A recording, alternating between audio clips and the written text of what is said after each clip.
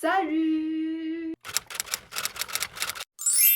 Aujourd'hui, on se retrouve dans une toute nouvelle vidéo pour vous faire un update lecture du mois donc d'octobre. Parce que ça y est, on est en novembre, ça y est, il fait froid, ça y est, il pleut, ça y est, c'est la merde! Wouh. En soi, quand l'hiver arrive, j'adore lire, c'est grave un mood, pluie, froid, plaid, mais bon, franchement, je vous avoue que ressortir la doudoune et tout, ça m'a pas fait plaisir. Bref, on n'est pas là pour parler de ça, donc sans plus tarder, c'est parti!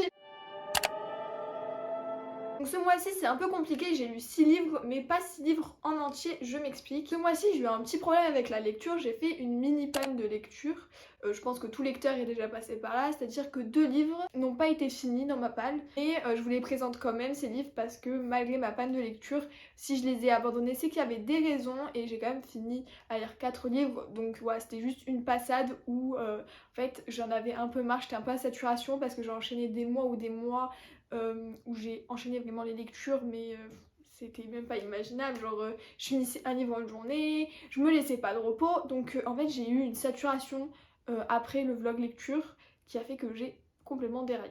Le premier livre que j'ai lu ce mois-ci a été abandonné au bout de la moitié, c'est du coup le projet Start Point, donc le premier tome, La fille aux cheveux rouges de Marie-Lorna Van Consen, publié aux éditions Point ou Point, je sais pas. Avant de m'expliquer sur le pourquoi du comment sur l'abandon de ce livre, je vais quand même faire un petit résumé. Donc ça se passe à la rentrée où Pythagore pense avoir une année scolaire sans surprise, il a surtout hâte de retrouver sa meilleure amie Louise, sauf qu'il va être très vite déçue et un peu chamboulée lorsque sa meilleure amie ne va plus lui donner l'heure et va devenir un peu bizarre parce qu'elle va traîner avec la nouvelle fille un peu bizarre, ça fait 2 fois que je dis bizarre j'ai l'impression, qui a les cheveux rouges. Pythagore il a du mal avec la fille aux cheveux rouges parce qu'elle l'intrigue et en même temps il la déteste, il peut pas se la voir parce qu'elle lui a volé sa meilleure amie en fait. Sauf qu'un jour Foresta et Pythagore vont bien être obligés de parler car Louise va disparaître et seule Foresta peut retrouver du coup Louise grâce à l'aide de Pythagore. Donc voilà, je suis quand même forcée au début parce que même si c'était pas l'envie de lecture première qui était dans mes envies et tout, j'ai quand même décidé de le lire en me disant mais quand je vais être rentrée dans le monde et tout ça va être génial. J'ai quand même commencé à l'apprécier et à la moitié j'ai fait non mais je vais pas y arriver en fait, j'arrive pas à avoir un lien avec les personnages, j'arrive pas à m'accrocher à l'univers et tout, non, j'arrête. Voilà, donc j'ai arrêté parce que j'étais pas dans l'univers et tout, mais c'est quand même un très bon livre, je trouve que la plume elle est jolie, l'univers est bien travaillé, etc. C'est juste moi qui n'étais pas dans cette envie de lecture en particulier, je me suis forcée, donc peut-être le relire plus tard quand je serai dans ce mood là. Peut-être que j'aimerais parce que je sais que ça a été un coup de cœur pour pas mal de monde. Donc du coup j'ai mis 1 étoile sur 5. Mais on peut compter ça comme un non noté parce que en fait je l'ai pas fini. Donc voilà. Ensuite j'ai enchaîné sur un reading vlog sur ma chaîne où j'ai lu les 3 romances les plus connues de BookTok. Donc si vous n'avez pas vu ce reading vlog, je vous le mets en barre d'infos ou sur le petit en haut à droite. Parce que franchement j'ai bien aimé le tourner et j'ai eu de très bons retours dessus donc je suis trop contente. En premier j'ai lu L'Anti-Lune de Miel de Christina Loren publié aux éditions Hugo Poche. On va suivre Olive qui a une sœur jumelle qui s'appelle Amy. Ces 2 sœurs jumelles c'est les contraires, c'est-à-dire que Olive elle a la poisse, elle vient de se faire virer, elle a toujours des galères alors que Amy elle gagne tout. Genre même son mariage, c'est-à-dire qu'elle a gagné une lune de miel, tout frais payé à Maui, sauf que le jour du mariage, tous les invités, y compris la mariée, enfin les mariés, tombent malades en fait, ils ont une intoxication alimentaire. Olive et Ethan, le frère du marié qui est son ennemi juré, ils peuvent pas se voir en peinture, n'avaient pas touché au buffet et donc ne tombent pas malades. Amy va demander à sa sœur de partir à sa place en lune de miel à Maui parce qu'elle n'est pas remboursable, donc elle a dit vas-y, on peut pas changer la date, sauf qu'elle va pas y aller toute seule, elle va y aller avec Ethan bien évidemment, sinon c'est pas drôle. Ah, quoi, ils vont faire semblant d'être un couple pendant tout ce voyage, sauf que bien évidemment entre l'amour et la haine, il n'y a qu'un pas. Vous avez compris, c'est un Enemies to Lovers hyper feel good que j'ai adoré vraiment du début jusqu'à la fin. Il est super drôle, c'est pas prise de tête, c'est vraiment une super bonne lecture pour l'été. J'ai lu en pleine période de pluie totale chez moi, mais au moins ça faisait un contraste entre ma vie extérieure et ce livre. C'était un coup de cœur, du coup j'ai mis 5 étoiles. Ensuite, j'ai enchaîné avec Le Chant d'Achille de Madeleine Miller, publié aux éditions Pocket, que je ne vous présente plus parce qu'il est vu et revu partout, et même le résumé est assez banal, c'est une réécriture de l'Iliade, en fait c'est une romance homosexuelle entre Patrocle et Achille, et c'est une très bonne lecture. Franchement c'était une super bonne lecture, je pensais pas du tout aimer, et au final j'ai accroché à la plume de Madeline Miller. Je sais que beaucoup de personnes ont trouvé ce livre très long dû à la plume, même si elle était très belle.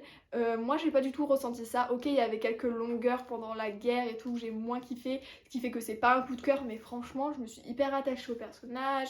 La fin est super déchirante, purée. Clairement moi j'ai enchaîné un autre livre derrière.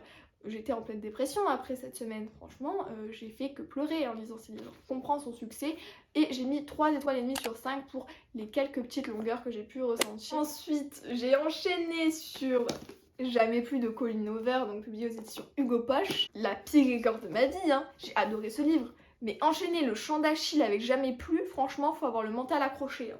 Ah, franchement, si vous êtes hyper émotif et tout, mais lâchez l'affaire, les enchaînez pas, hein. Laissez une période de 1 ou 2 mois entre les deux lectures, hein, parce que sinon, franchement... Dans ce livre, on va suivre Lily Blossom Bloom, oui, c'est que des noms de fleurs, c'est génial, qui n'a pas eu une enfance facile entre un père violent et une mère un peu trop soumise à son goût. Aujourd'hui, Lily a refait sa vie à Boston et est sur le point de réaliser son rêve, c'est-à-dire ouvrir une boutique de fleurs dans cette ville. Et un jour, elle va rencontrer Ryle, un beau neurochirurgien, lors d'une seule soirée. Et elle ne pensait pas le revoir, sauf que le hasard fait bien les choses, elle va le recroiser, je ne vous explique pas comment, je vous laisse lire.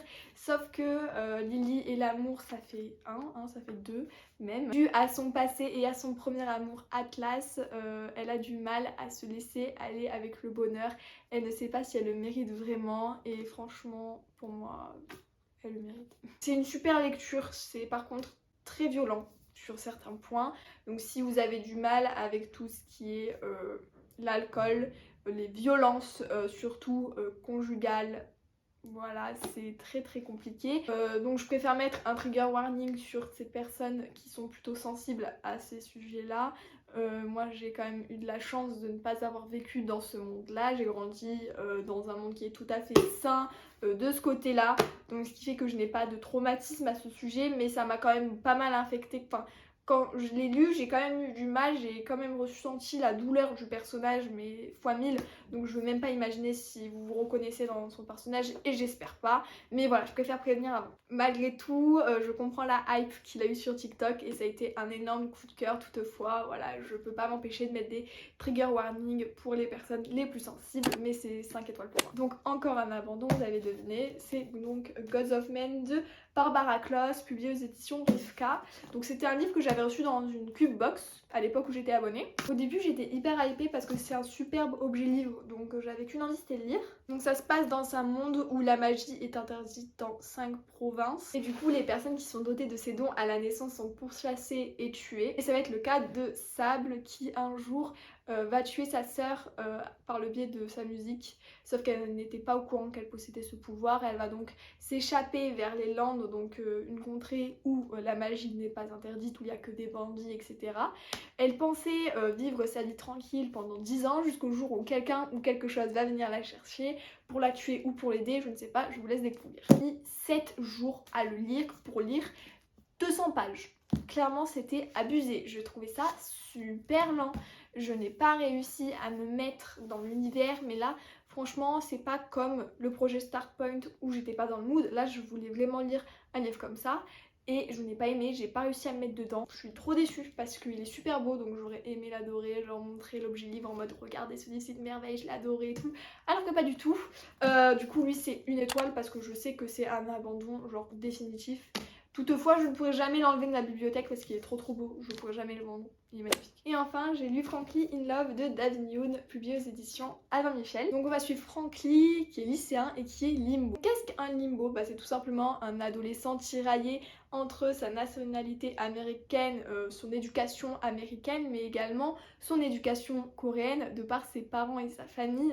Et en ce qui concerne sa vie amoureuse, ses parents n'ont qu'une seule règle, c'est qu'il lui ramène une coréenne. Sauf que ça va un peu se corser quand Frankie va tomber un peu amoureux de Brit, qui est parfaite, qui est intelligente, qui est belle, qui est drôle, sauf un problème, elle est très blanche pour ses parents. Et du coup, il va créer un subterfuge avec son autre amie Joy qui est également une libo et qui elle sort avec un chinois. Ils vont donc faire semblant aux yeux de leurs parents de sortir ensemble afin de pouvoir organiser des rencarts chacun de leur côté avec leur amoureux. Sauf que vous savez que si on mélange l'amour avec un petit plan etc, ça tourne très vite au drame. Donc franchement j'ai bien aimé ce livre, il est frais, feel good, pas de prise de tête, lisez-le, il est sympa. J'ai mis 3 étoiles et demie sur 5. Par contre je veux faire une parenthèse pour voir si c'est que moi ou voilà. Y a que moi qui trouve que les Albin Michel sont extrêmement lourds. Genre j'ai pas réussi à le garder dans ma main plus d'1 heure à chaque fois, genre je devais arrêter de lire parce qu'il est énorme. Déjà j'ai des minuscules mains donc le tenir c'est très compliqué, mais en plus il pèse un âne mort, moi je fais comment, enfin, c'est une arme de guerre, je vous jure que si je le balance sur quelqu'un je peux assommer la personne. Donc voilà pour ce mois d'octobre qui n'a pas été très fameux au niveau du rythme de lecture, mais j'ai quand même lu pas mal, j'ai quand même eu des coups de cœur, des bonnes lectures. Voilà. Donc si vous avez aimé ce petit update lecture, n'hésitez pas à mettre un petit pouce bleu, dites-moi dans les commentaires qu'est-ce que vous avez lu ce mois-ci, si vous avez des coups de cœur, et si vous avez lu l'un de ces livres, ça me plairait de savoir votre avis dans les commentaires bien évidemment, hein. Et si vous voulez suivre un peu plus mes aventures au fil des pages, je vous conseille de vous abonner. Sur ce, je vous dis à la semaine prochaine pour une nouvelle vidéo qui n'est pas un book haul ce mois-ci parce que j'ai réussi à tenir mon no-buy. Donc voilà, allez bye bye.